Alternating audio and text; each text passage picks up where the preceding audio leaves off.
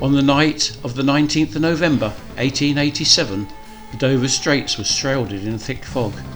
The 720-ton West Hartlepool steamer Rosa Mary was anchored up near the South Sound Head, not far from the South Goodwin light vessel. Her anchor light was shining brightly from the masthead, and a few of her 16-hand crew were keeping a sharp lookout from the bridge. A few miles away, the Red Star passenger ship W.A.Scholten was steaming up channel in thick fog and was slowly approaching the Rosa Mary, which was still at anchor. On board the Scholten, 156 passengers and 54 crewmen. She had sailed from her home of Port Rotterdam earlier in the day, and her destination was New York. Many of the passengers on board the Scholten were seeking a new life in America, and the 2,569-ton Dutch steamship had many families and children in the steerage class cabins of the vessel. On a steady course and slow speed of 6 knots, the W.A.Scholten continued unknowingly towards the Rosa Mary. At 10:30, Captain Tate saw the anchored passenger ship Rosa Mary looming out of the fog, and at the last moment gave orders on the ship's telegraph to go full astern. The order was, however, too late. In the cold night air, the sound of grating steel and wrenching plates were heard as the W.A.Scholten ripped the bow off the Rosa Mary, right down to her inner bulkhead.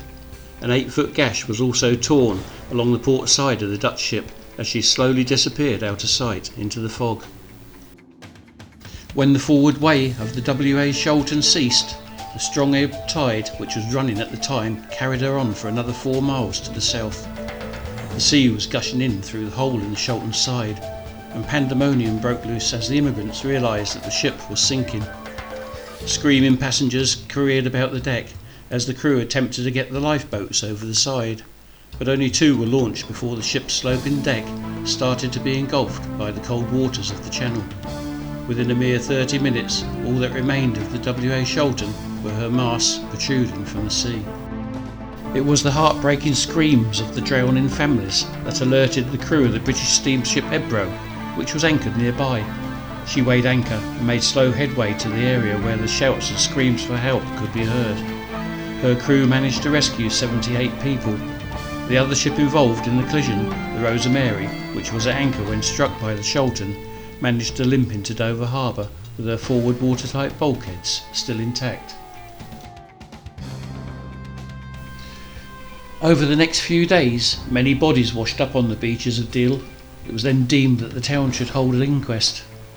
From the findings, some startling statements were made. A Hastings fishing boat skipper stated that the Rosa Mary had been underway prior to the collision and had ploughed through his herring nets. On inspection, parts of his nets were found on the mangled remains of the steamer's bell. Some of the survivors accused the W.A.Scholten's Captain Tate of keeping the steerage passengers away from the lifeboats. The captain could never defend himself, as he and the first officer had perished with their vessel.